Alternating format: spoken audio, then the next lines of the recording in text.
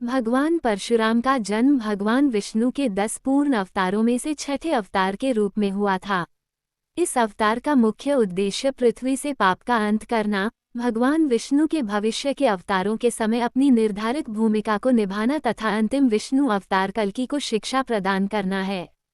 भगवान परशुराम की भूमिका को देखते हुए उनका जीवनकाल कलियुग के अंत तक निर्धारित है। आज हम भगवान परशुराम के संपूर्ण जीवनकाल तथा उसमें घटित प्रमुख घटनाओं का वर्णन करेंगे।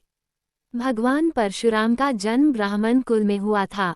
उनके पिता ब्राह्मण जमदग्नि तथा माता क्षत्रिय रेणुका थी, इसलिए उनके अंदर ब्राह्मण तथा क्षत्रिय दोनों के गुण थे।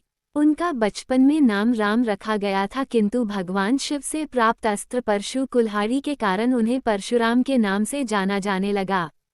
वर्तमान में उनका जन्मस्थल मध्य प्रदेश राज्य के इंदौर में जनापाव नामक पहाड़ियां हैं। एक बार परशुराम की माता रेणुका स्नान करने नदी पर गई हुई थी।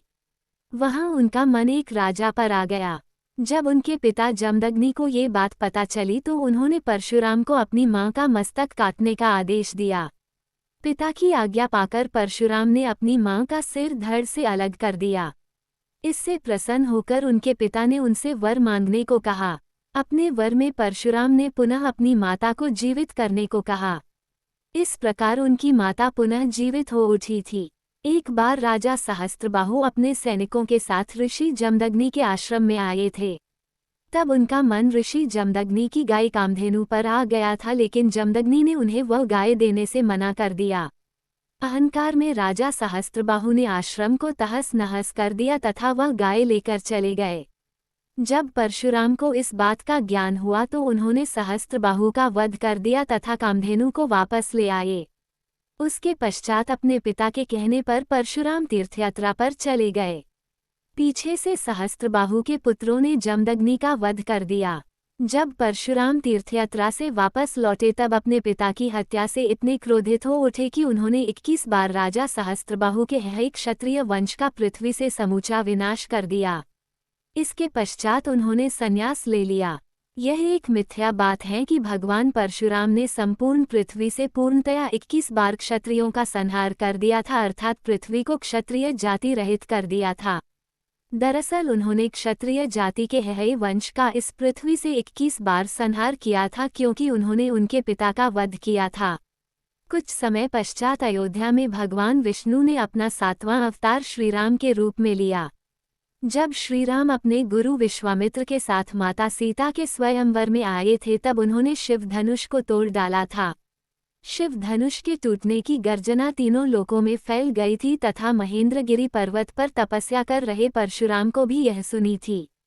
उसके पश्चात वे क्रोध में राजा जनक की नगरी पहुंचे तथा शिव धनुष तोड़ने वाले का नाम पूछा।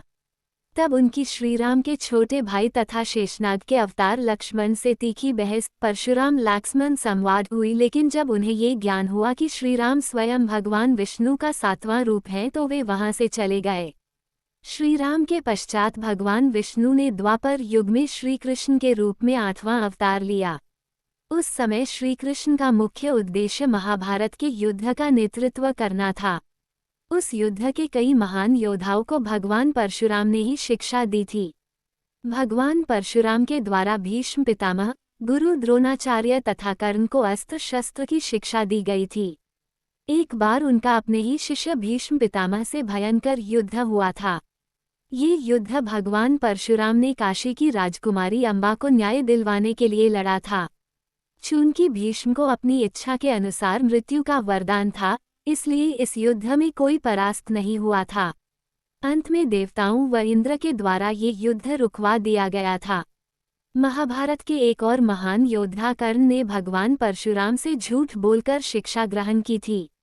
कर्ण के इस असत्य से भगवान परशुराम इतने ज्यादा क्रोधित हो गए थे कि उन्होंने उसे श्राप दिया था कि जब भी उसे अपनी इस विद्या की सबसे ज्यादा आवश्यकता होगी उस समय वह उसको पूर्णतया भूल जाएगा। कहते हैं कि एक समय भारत के पश्चिमी तट की भूमि जलमग्न थी। तब भगवान परशुराम ने अपनी कुल्हाड़ी से समुद्र के पानी पर प्रहार किया तथा उसे पीछे धकेल दिया। इससे वहां भूमि का निर्माण हुआ जिसे कोंकण की भूमि कहा गया। इसमें वर्तमान का गोवा और केरल, महाराष्ट्र तथा गुजरात के कुछ भूभाग सम्मिलित है। गोवा के निर्माण में भगवान परशुराम की अति महत्वपूर्ण भूमिका थी, इसलिए आज भी गोवा के निर्माता के रूप भगवान परशुराम को धन्यवाद किया जाता है। ऐसा बताया गया है कि भगवान परशुराम चिरंजीवी हैं तथा उनका अंत कलियुग की समाप्ति के साथ ही होगा। ये वह समय होगा जब भगवान विष्णु अपना अंतिम तथा 10वां कल्कि अवतार लेने इस पृथ्वी पर आएंगे। तब उन्हें अस्त्र शस्त्र की विद्या देने का भार भगवान परशुराम पर ही होगा। एक तरह से भगवान परशुराम भगवान कल्कि के लिए गुरु की भूमिका निभाएंगे, तब जाकर इस मृत्युलोक पर उनका कर्तव्य पूर्ण माना जाएगा। जैसा कि हमने आपको ऊपर ही बताया कि भगवान परशुराम का कर्तव्य अभी भी पूर्ण नहीं हुआ है।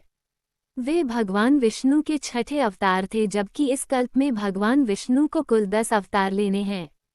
भगवान परशुराम का कर्तव्य केवल अपने समय काल तक का ही नहीं था, अपितु उनकी भूमिका भगवान विष्णु के 7वें अवतार श्रीराम के समय और 8वें अवतार श्री कृष्ण के समय भी रही हैं। इसी के साथ उनकी मुख्य भूमिका भगवान विष्णु के अंतिम अवतार कल्कि भगवान को शिक्षा देने और अस्त्र शस्त्र चलाने की विद्या देने की होगी। भगवान कल्कि को संपूर्ण ज्ञान देने के बाद भगवान परशुराम का कर्तव्य पूर्ण हो जाएगा और वे इस मृत्युलोक को छोड़कर श्रीहरि में समा जाएंगे।